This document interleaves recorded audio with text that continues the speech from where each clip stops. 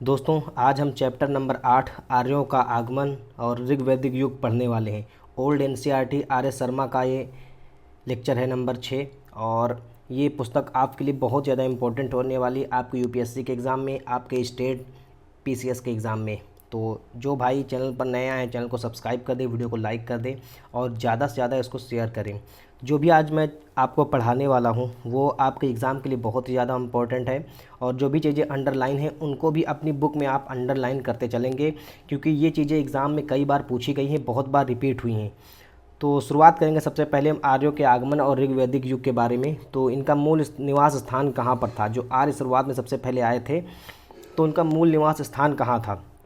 तो जो आर्य लोग थे वे हिंद यूरोपीय परिवार की भाषाएं बोलते थे, जो अपने परिवर्तित रूपों में आज भी समूचे यूरोप में बोली जाती हैं। भारतीय उपमहादेश के अधिकतर भागों में भी बोली जाती है ये भाषा। आर्यों का जो मूल निवास स्थान था वो अल्प्स पर्वत के पूर्वी क्षेत्र जो यूरेशिया कहलाता है। ये इंपॉर्टेंट क्वेश्चन है, आपके एग्जाम में कई बार पूछा गया कि आर्य मुख्यतः कहाँ के निवासी थे। तो आर्यों का मूल निवास जो है अल्प्स पर्वत के पूर्वी क्षेत्र में जो यूरेशिया कहलाता है वहाँ पर था। अब यहाँ पर देख लीजिए, कहीं बतलाया जाता है कि आज कुत्ता, घोड़ा आदि कुछ पशुओं के नाम और भोज, देवदार, मैपिल आदि कुछ वृक्षों के नाम भी हिंद यूरोपीय भाषाओं में पाए जाते हैं। अब देखिए पशुओं की बात करते हैं। ये समान शब्द यूरेशिया के पौधों और पशुओं के लिए वाचक है। इनमें यह भी प्रकट होता है कि आर्यजन नदियों और वनों से परिचित थे। अगर इन ग्रंथों से देखा जाए तो ये पता चलता है कि जो आर्य लोग थे वे नदियों और वनों से भली भांति परिचित थे। अब यहाँ पर देख लीजिए कि आर्यों ने मतलब कौन कौन से धंधे अपनाए थे, उनका व्यवसाय क्या था। तो यहाँ पर देखने वाली बात है कि उनका धंधा मुख्यतः पशुचारण था। अगर आपसे एग्ज़ाम में क्वेश्चन पूछा जाए कि आर्य लोग जो है कृषि करते थे या नहीं, तो अगर बताएं आपको कि आर्य जो है उनका जो प्रमुख जो धंधा था वो कृषि था और जो नहीं पशुचारण था। जो उनका मुख्य धंधा था वो पशुचारण था और कृषि वे बहुत ही कम मात्रा में करते थे। आर्यों के समाज में पुरुष की प्रधानता थी। आर्यों के जीवन में घोड़े का सबसे अधिक महत्व था। वे लोग घोड़ा भी पालना शुरू कर दिया था। तो यहाँ पर देखने वाली बात सबसे बड़ी यही है कि जो आर्य लोग थे वो मुख्यतः जो है अल्प्स पर्वत के पूर्वी क्षेत्र में निवास करते थे जो यूरेशिया कहलाता है आज का, और वे नदियों और वनों से भली भांति तो पहले ही परिचित थे। उनका जो प्रमुख धंधा था वो था पशुचारण। कृषि जो है बहुत कम मात्रा में करते थे और समाज जो था उनका वो पुरुष प्रधान था। घोड़े का महत्व सबसे ज़्यादा देखने को मिल जाएगा। इससे पहले की जो सभ्यताएं थी उसमें घोड़े के साक्ष्य आपको देखने को नहीं मिलेंगे, लेकिन आर्यों का आगमन और ऋग्वैदिक युग में आपको घोड़े के साक्ष्य भी देखने को मिल जाएंगे। पहली बार ईसा पूर्व 6वीं शताब्दी में काला सागर और यूराल पर्वत के क्षेत्र में इस्तेमाल किए गए थे। जो घोड़े थे उनका पहली बार इस्तेमाल जो हुआ था वो काला सागर और यूराल पर्वत क्षेत्र में उनका इस्तेमाल हुआ था। अब यहाँ पर देख लीजिए, भारत के आगमन के क्रम में आर्य लोग मध्य एशिया और ईरान पहुँचे। जब भारत हुए आ रहे थे आर्य लोग तो ये सबसे पहले जो है मध्य एशिया और ईरान पहुँचे थे। भारत में आर्यों की जानकारी ऋग्वेद से मिलती है। हमें जो आर्य लोग कब आए थे इसकी जानकारी जो है ऋग्वेद से मिलती है, जो हिंद यूरोपीय भाषाओं का सबसे पुराना ग्रंथ है। इस वेद में आर्य शब्द का उल्लेख 36 बार हुआ है। ऋग्वेद एक ऐसा वेद है जिसमें आर्यों के बारे में हमें जानकारी मिलती है और ये सबसे पुराना ग्रंथ था उस समय का। इसमें 36 बार जो है आर्यों का उल्लेख आपको देखने को मिल जाएगा।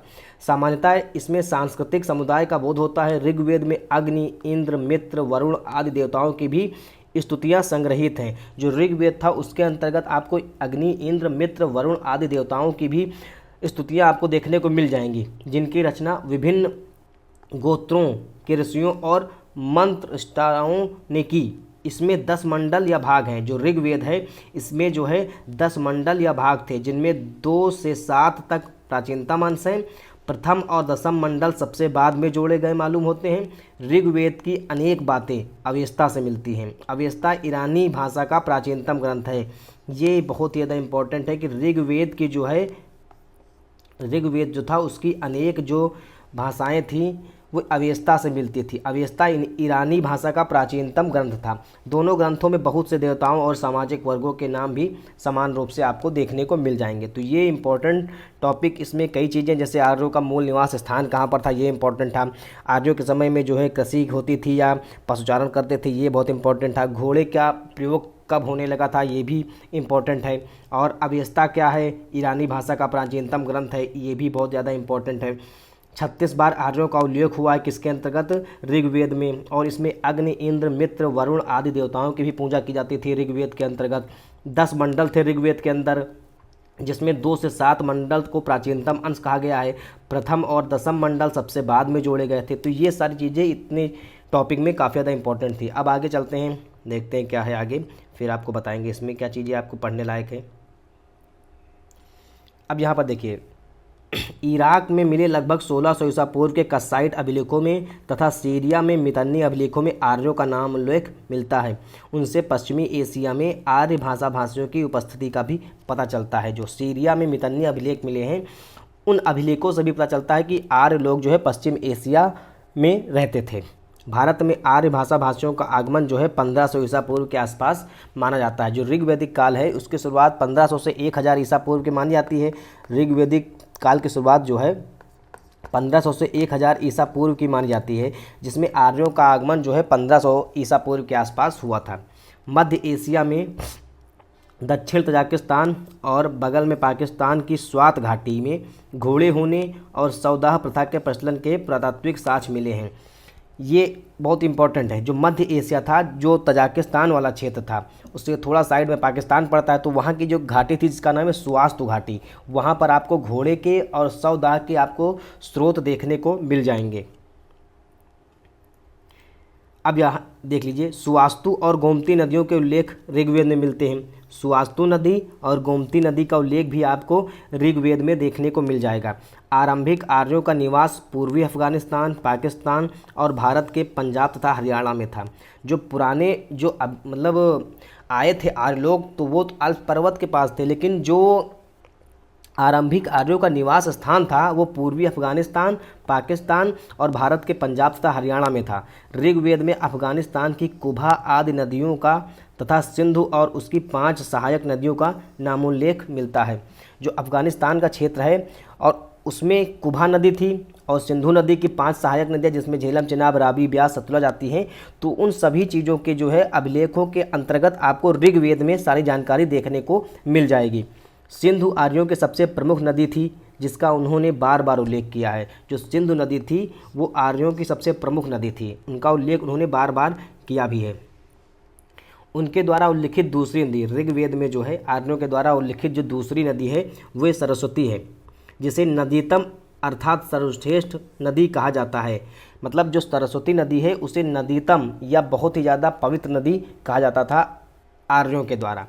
इसकी पहचान हरियाणा और राजस्थान में घग्घर तथा हाकरा के सूखे स्रोतों से की जाती है, परंतु ऋग्वेद में की गई सरस्वती की चर्चा से यह लगता है कि यह अवेस्ता में उल्लिखित दक्षिण अफगानिस्तान में हरख्वाती आधुनिक हेलमंद नदी है। संभवतः आर्य लोग तांबा राजस्थान के खितड़ी खानों से प्राप्त करते थे। आर्य लोग जहाँ प्रथमता बसे वह सारा प्रदेश सप्त सिंधु 7 नदियों का प्रदेश था नाम से प्रसिद्ध था। इसमें अफगानिस्तान का भी भाग पड़ता है। भारत में आर्य लोग कई खेपों में आए। सबसे पहले की खेप में जो आए वे ऋग्वैदिक आर्य, जो इस उपमहादेश में 1500 ईसा पूर्व के आसपास दिखाई देते हैं। उनका दास दस्यु आदि नाम के स्थानीय जनों से संघर्ष हुआ था। जो आर्य लोग आए थे, मतलब सबसे पहली खेप उनकी जो आर्यों की आई थी वो भारत में जो आई थी तो ऋग्वैदिक आर्य थे 1500 ईसा पूर्व के आसपास। तो उनका जो सबसे ज़्यादा मतलब संघर्ष हुआ वो दस्यु आदि नाम के स्थानीय जनों से हुआ था। जो उनका दास था, तो दास क्या करते थे, 10 लोगों से बहुत ज़्यादा युद्ध और संघर्ष करते थे। तो यहाँ पर सबसे बड़ी चीज़ें 2-3 चीज़ें देखने को मिली हैं कि वो आर्य लोग सिंधु को सबसे पवित्र नदी मानते थे और यहाँ पर सरस्वती नदी को नदीतम या सर्वश्रेष्ठ नदी मानते थे, जिसे घग्घर तथा हाकरा के सूखे स्रोतों से पहचान की जाती है। उसके बाद ऋग्वेद में सरस्वती नदी की चर्चा भी की गई है। तो वे लोग जो है तांबे का प्रचलन मतलब जान गए थे कि जो खितड़ी में तांबे के जो है अच्छे अवशेष देखने को मिले हैं, तो वहाँ से उनको तांबे के भी बहुत ज़्यादा साक्ष्य मिल जाएंगे, क्योंकि वो तांबे खितड़ी की खानों में तांबा होता था। तो इसलिए तांबा जो है उनका प्रमुख मतलब जो है वो इस्तेमाल करते थे प्रमुख रूप से उसका। ऋग्वेद में कहा गया है कि भरत वंश के राजा दिवोदास ने संबर को हराया था। यहाँ दास शब्द दिवोदास के नाम से लगता है। ऋग्वेद में जो दस्यु कहे गए हैं वे संभवतः इस देश के मूलवासी थे और आर्यों के जिस राजा ने उन्हें पराजित किया वो त्रस दस्यु कहलाता है। वह राजा दासों के पति तो कोमल था पर दस्युओं का परम शत्रु था। ऋग्वेद में दस्यु हत्या शब्द का बार बार उल्लेख मिलता है पर दास हत्या का नहीं। दस्यु लोग शायद लिंग पूजक थे और दूध के लिए पशुपालन नहीं करते थे। तो दस्यु हत्या का शब्द बार बार आया पर दास हत्या का कहीं भी प्रयोग आपको ऋग्वेद में देखने को नहीं मिलेगा। तो ये बहुत ज़्यादा इंपॉर्टेंट, इसको एक बार पढ़ लीजिएगा। तो इस पेज में काफ़ी इंपॉर्टेंट चीज़ें मैंने आपको बताई हैं, वे देखने वाली हैं, उनको आप अच्छे से अंडरलाइन करके एक बार उनको पढ़ लीजिएगा। अब देखिए ऋग्वेद में जो पवित्र पशु जानवर कौन से थे, तो ऋग्वेद में गाय और सांड की इतनी ज़्यादा चर्चा है कि ऋग्वेद आर्यों का मुख्य रूप से पशुचारक कहा जाता है। उनकी अधिकांश लड़ाइयाँ गाय को लेकर हुई हैं। ऋग्वेद में युद्ध का पर्याय गविष्ट गाय का अन्वेषण है। तो मतलब गाय और सांड उनका प्रमुख जानवर था, तो उनके लिए कई ज़्यादा लड़ाइयाँ भी हुई हैं। ऋग्वेद में बढ़ई, रथकर, बुनकर, चर्मकार, कुम्हार आदि शिल्पियों के उल्लेख मिलते हैं। इससे पता चलता है कि आर्य लोगों में इन सभी शिल्पों का प्रचलन था। तांबे या कांसे के अर्थ में अयस शब्द के प्रयोग से प्रकट होता है कि उन्हें धातु कर्म की जानकारी थी। मतलब तांबे को भी अयस कहते थे क्योंकि धातु कर्म मतलब धातु से तरह तरह की वस्तुएं बनाना ऋग्वैदिक काल के लोग जानते थे। हाल में हरियाणा में भगवानपुरा नामक स्थल की ओर पंजाब में 3 स्थलों की खुदाई हुई है और इन सभी जगह उत्तरकालीन हड़प्पा मृतभांडों के साथ चित्रित धूसर मृतभांड PGW पाए गए हैं। अब यहाँ पर देख लीजिए कि यह बात रोचक है कि भगवानपुरा में 13 कमरों वाला एक मिट्टी का घर प्रकाश में आया है। इसका काल निर्धारण पक्का नहीं है, या तो यह किसी बहुत बड़े परिवार का निवास गृह होगा या कबीला सरदार का आवास। इन सभी स्थलों पर गोरुओं की हड्डियां भारी तादाद में मिली हैं और भगवानपुरा में घोड़ों की भी हड्डियां मिली आपको देखने को मिल जाएंगी। तो ये एक बार आप इसको रीड कर लीजिएगा। अब हम जनजातीय राज व्यवस्था की बात करते हैं कि किस तरीके से वहाँ पर राज व्यवस्था थी। तो ऋग्वैदिक काल में आर्यों का प्रशासन तंत्र कबीले के प्रधान के हाथों में चलता था। जो कबीले का प्रधान था वही जो है ऋग्वैदिक शासन तंत्र में पूरी भूमिका निभाता था, क्योंकि वही युद्ध का सफल नेतृत्व करता था। वह राजन कहलाता था, उसको राजन जो युद्ध में नेतृत्व करता था उसको राजन कहते थे। ऋग्वैदिक काल में राजा का पद आनुवांशिक हो चुका था। राजा का पद आनुवांशिक था। राजा एक प्रकार का सरदार था, उसके हाथ में असीमित अधिकार नहीं रहता था क्योंकि उसे कबायली संगठनों से सलाह लेनी पड़ती थी। हमें इस बात का भी आभास मिलता है कि कबीले की आम सभा जो समिति कहलाती थी अपने राजा को चुनती थी। राजा को अपने कबीले का रक्षक कहा जाता था। जो एक समिति होती थी पूरे गांव की, वही जो है राजा का चुनाव करती थी और राजा क्या करता था, वो पूरे कबीले की रक्षा करता था। राजा पूरे कबीले की आपको रक्षा करते देखने को मिल जाएगा। अब इधर देख लीजिए, ऋग्वेद में कबीले या कुलों के आधार पर बने बहुत से संगठनों के उल्लेख मिलते हैं, जैसे सभा, समिति, विदत और गण। ये बहुत ज़्यादा इंपॉर्टेंट है, आपके एग्जाम में कई बार पूछा गया है कि ऋग्वेद में कबीलों या कुलों के आधार पर बने बहुत से संगठनों के नाम लिखिए। तो सभा, समिति, विदत और गण ये उस समय के संगठन थे ऋग्वैदिक काल के टाइम।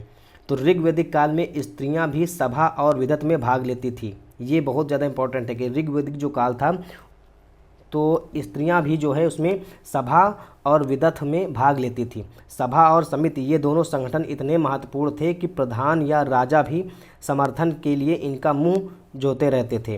तो उस समय जो है सभा, समिति और विदत गण ये सभी संगठन थे जिसमें महिलाओं की भी भागीदारी बराबर रूप से रहती थी। दैनिक प्रशासन में कुछ अधिकारी भी सहायता करते थे। सबसे महत्वपूर्ण अधिकारी पुरोहित होता था। ऋग्वैदिक काल में वशिष्ठ और विश्वामित्र 2 महान पुरोहित हुए। वशिष्ठ रूढ़िवादी थे, विश्वामित्र उदार। लोगों को आर्य बनाने के लिए विश्वामित्र ने गायत्री मंत्र की रचना की थी। मतलब विश्वामित्र ने जो है गायत्री मंत्र की रचना की थी लोगों को आर्य बनाने के लिए। पुरोहित राजा को कर्तव्य का भी उपदेश देते थे। हमें ऐसे किसी अधिकारी का पता नहीं चलता जो कर वसूलता था। मतलब ऋग्वैदिक काल में जो है ऐसे किसी अधिकारी की जानकारी नहीं मिलती है जो जनता से कर वसूलता हो। संभवतः प्रजा स्वयं राजा को उसका अंश स्वेच्छा से दे देती थी। इस अंश का नाम बलि अर्थात चढ़ावा कहलाता था। मतलब किसी भी प्रकार का कर संग्रह करने के लिए कोई अधिकारी नियुक्त नहीं था, जनता स्वयं राजा को कर देती थी और उस कर को जो है बलि कह करके हम लोग बुलाते थे। अब यहाँ पर देखिए, अधिकारियों के पदनामों से नहीं लगता है कि वे भूभाग पर शासन करते थे, फिर भी लगता है कि कुछ अधिकारी क्षेत्रों से जुड़े हुए थे। मतलब हर क्षेत्र में तरह तरह के अधिकारी नियुक्त किए गए थे और हर अधिकारियों को अलग अलग विभाग दिए गए थे। जैसे कि चारागाह और आबाद गांवों पर उनके विशेष अधिकार थे। चारागाह या बड़े जत्थे का प्रधान जो था उसे व्राजपति कहते थे। मतलब जो चारागाह था और बड़े जत्थे का प्रधान था बड़े क्षेत्र का, उसको व्राजपति कहलाता था। वहीं गरीबों के प्रधान को जो कुलपा कहलाते थे, जो गरीबों का प्रधान होता था उसको कुलपा कहते थे। लड़ाकू दलों के प्रधानों को ग्रामीणी कहते थे। मतलब ये सारी चीज़ें आपको देखने को मिल जाएगी। तरह तरह के विभाग बांटे गए थे। चारागाह और आबाद गांवों के जो रक्षक थे उनको व्राजपति कहते थे, वहीं परिवारों के प्रधानों को कुलपा कहते थे और जो लड़ाकू दलों के प्रधान होते थे उनको ग्रामीणी कहते थे। तो ये ऋग्वैदिक काल की जुड़ी मतलब पूरी जो है एक व्यवस्था थी, शासन व्यवस्था। अब यहाँ पर देखते हैं कबीला और परिवार किस तरह विभक्त था। सामाजिक संगठन का आधार गोत्र या जन्म मूलक था। मतलब गोत्र के आधार पर जो है चीज़ों को बांटा गया था ऋग्वैदिक काल में।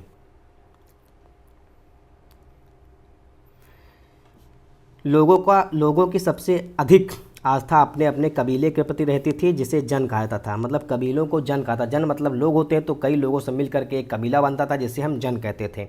ऋग्वेद में जन शब्द का उल्लेख लगभग 275 बार हुआ है, पर जनपद अर्थात राज्य क्षेत्र शब्द का उल्लेख एक भी बार नहीं हुआ है। ऋग्वेद में दूसरा महत्वपूर्ण शब्द जो कबीले के अर्थ में मिलता है वह है विश। इसका अनुवाद गोत्र या क्लैन भी किया जा सकता है। ऋग्वेद में इसका उल्लेख 170 बार आपको देखने को मिल जाएगा। आरंभिक वैदिक अवस्था में परिवार के अर्थ में गृह शब्द था, जो ऋग्वेद में बार बार आया है। प्राचीनतम हिंद यूरोपीय भाषाओं में पोते, नाती, भांजे, भतीजे आदि सब के लिए भी एक ही शब्द था। स्त्रियां जो थी वो सभा समितियों में भाग ले सकती थी। वे पतियों के साथ यज्ञों में आहुतियाँ दे सकती थी। सूक्तों की रचना करने वाली 5 महिलाएं ज्ञात हैं। बाद के ग्रंथों में तो ऐसी 20 स्त्रियों के उल्लेख मिलते हैं। निसंदेह सूक्तों की रचना मौखिक होती थी और उस काल का कोई लेख नहीं मिलता है। तो अभी मैंने बताया ना कि स्त्रियाँ जो थी वे सभा समिति विदथगण में भाग लेती थी, यज्ञों में आहुतियाँ भी देती थी। तो उसमें महिलाओं की स्थिति काफ़ी ज़्यादा अच्छी थी ऋग्वैदिक काल में।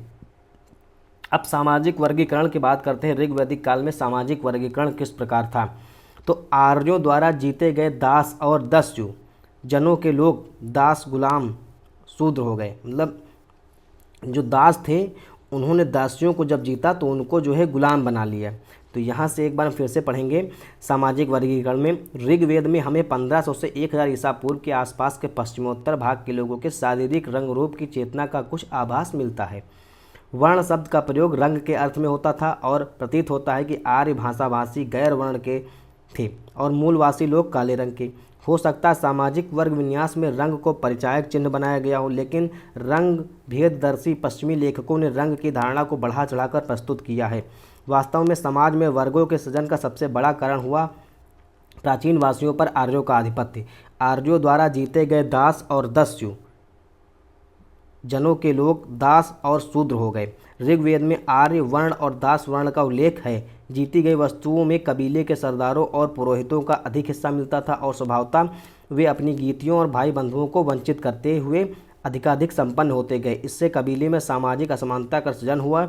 धीरे धीरे कबायली समाज 3 वर्णों में बट गया, योद्धा, पुरोहित और सामान्य लोग।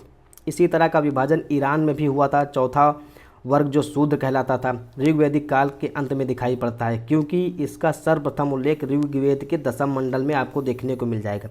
जो शूद्र शब्द है उसका उल्लेख आपको ऋग्वेद के 10वें मंडल में देखने को मिलेगा। पुरोहितों को दक्षिणा में दास दिए जाने की बात बार बार आई है। जो पुरोहित थे अगर उनसे कोई पूजा पाठ कराया जाता था तो उनको दास जो है दक्षिणा में दिए जाते थे। मुख्य रूप से दासियाँ थी। मतलब दास जो उनको दिए जाते थे उनमें से मुख्य रूप से स्त्रियों का जो है दान दिया जाता था। मतलब एक दास के रूप में दान दे देते हैं पुरोहितों को। ऋग्वैदिक काल में दास प्रत्यक्षता खेती के काम में या अन्य उत्पादनात्मक कार्य में नहीं लगाए जाते थे। ऋग्वेद में किसी परिवार का एक सदस्य कहता है, मैं कवि हूँ, मेरे पिता वैद्य हैं और मेरी माता चक्की चलाने वाली हैं। भिन्न भिन्न व्यवसायों से जीविकोपार्जन करते हुए हम एक साथ रहते हैं। गायें, रथ, घोड़े, दास दासियाँ आदि दान में दिए जाते थे। तो ये पूरी वहाँ की एक कहावत है, इसको आप देख लीजिए, कभी पूछा जाएगा किस वेद की ये कहानी है। तो ये ऋग्वेद में ये बातें कही गई हैं। अब देखते हैं ऋग्वेद में किन किन देवताओं की पूजा होती थी। तो ऋग्वेद में सबसे अधिक प्रतापी देवता इंद्र हैं, जिन्हें पुरंदर अर्थात किले को तोड़ने वाला कहा गया है। इंद्र आर्यों के युद्ध नेता के रूप में चित्रित हैं, जिसने असुरों से लड़ने में आर्य सैनिकों का नेतृत्व किया और उन्हें विजय दिलाई। इंद्र को सबसे प्रतापी देवता माना जाता था। उन्होंने जो युद्ध में आर्य सैनिकों का साथ दिया और उन्हें विजय भी दिलाई थी। इंद्र पर 250 सूक्त हैं। वह बादल का देवता माना गया है, जो वर्षा देता है। अग्नि का दूसरा स्थान है, उस पर 200 सूक्त हैं। आदिम अवस्था के लोगों में अग्नि की भूमिका बड़े महत्व की रही, क्योंकि इससे वे जंगलों को जलाना, खाना पकाना आदि काम लेते थे। अग्नि की उपासना न केवल भारत में अपितु ईरान में भी जागृत रही। वैदिक काल में अग्नि ने देवताओं और मानवों के बीच मध्यस्थता का काम किया। तीसरा स्थान जो था देवताओं में, वो वरुण का है, जो जल या समुद्र का देवता माना गया है। उसे ऋतु अर्थात प्राकृतिक संतुलन का रक्षक कहा गया है और समझा जाता था कि जगत में जो भी घटना होती है वह उसी की इच्छा का परिणाम है। देवताओं में कुछ देवियां भी हैं, जैसे अदिति और उषा, जो प्रभात समय के प्रतिरूप हैं। किंतु ऋग्वैदिक काल में देवियों की प्रमुखता नहीं थी। उस काल में पितृ तंत्रात्मक समाज में देवों का बोलबाला कहीं अधिक था। तो ये आप एक बार देख लीजिएगा कि देवों का बोलबाला अधिक था, पितृ तंत्रात्मक परिवार ज़्यादा हावी था ऋग्वैदिक काल में। अब यहाँ पर सब चीज़ें दी गई हैं कि मंडल क्या है, दास क्या है, पंचजन, जन, गोविष्ठ, राजन, सभा, समिति, गण, विदत, विष क्या है, गोत्र या क्लैन। तो ये सारी चीज़ें मैंने आपको पढ़ा दी। ये टॉपिक काफ़ी ज़्यादा इंपॉर्टेंट है आपके एग्ज़ाम के लिए। इसमें जो भी चीज़ें अंडरलाइन हैं उनको आप अच्छे से एक बार रिवाइज़ कर लीजिएगा। एक बार मैं इसकी समरी आपको सुना देता हूँ कि आर्यों का आगमन और ऋग्वैदिक युग में क्या क्या चीज़ें हुई हैं।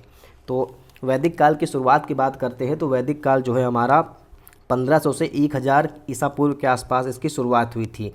इस युग में वेदों की रचना हुई थी, क्योंकि ऋग्वेद सबसे महत्वपूर्ण वेद था इस समय, और इसमें एक वर्ण व्यवस्था भी फैली हुई थी। सबसे ऊपर ब्राह्मण था, फिर क्षत्रिय था, फिर वैश्य था, सबसे नीचे शूद्र को रखा जाता था। शूद्र क्या करते थे, इन सभी लोगों की सेवा करते थे। इस तरीके से जो है समाज कई वर्गों में जो है विभाजित था। ऋग्वैदिक काल में जाति का निर्धारण जो भी था वो कर्म के आधार पर किया जाता था, कर्मों के आधार पर जो है जातियों का निर्धारण जो है किया जाता था। कृषि और पशुपालन आर्यों का मुख्य व्यवसाय था। कृषि का स्थान तो गौड़ था, पर पशुपालन भी बहुत अच्छे से करते थे, पशुचारण भी बहुत अच्छे से करते थे। आर्यों का सबसे मजबूत कबीला जो था वो भरत कबीला था, जो सप्त सैंधव प्रदेश उत्तर पश्चिम के आसपास आपको देखने को मिल जाएगा। तो सभा, समिति, विदथ, ये सभी चीज़ें आपको इस क्षेत्र में दिखाई देती है, जिसमें महिलाएं बराबरी का हिस्सा था, उसमें भाग लेती थी। सभा का मतलब साधारण, समिति का मतलब संभ्रांत, विदथ का मतलब महिलाएं। तो ये सभी चीज़ें आपको वहाँ पर देखने को मिल जाएंगी, किसमें, ऋग्वैदिक काल के अंतर्गत। तो ऋग्वैदिक काल जो है काफ़ी ज़्यादा इंपॉर्टेंट है। घोड़े के साक्ष्य आपको इसमें देखने को मिल जाएंगे। अगर हम बात करते हैं देवता, तो इसमें इंद्र थे, अग्नि थे, वरुण थे। तो ये सारे देवताओं की बात इसके अंतर्गत की गई है। जिस 250 सूक्त आपको इंद्र पर मिल जाएंगे, अग्नि पर 200 सूत्र आपको देखने को मिल जाएंगे, वरुण तो एक वरुण देवता थे। तो ये सारे देवताएं इसमें देखने को मिल जाएंगे। नदियों की बात करते हैं तो नदियाँ भी, सरस्वती नदी को घग्घर कह करके बुलाया गया है, सिंधु को सिंध नदी कह करके बुलाया गया है। तो ये सारी नदियाँ आपको जो है ऋग्वैदिक काल में देखने को मिल जाएंगी।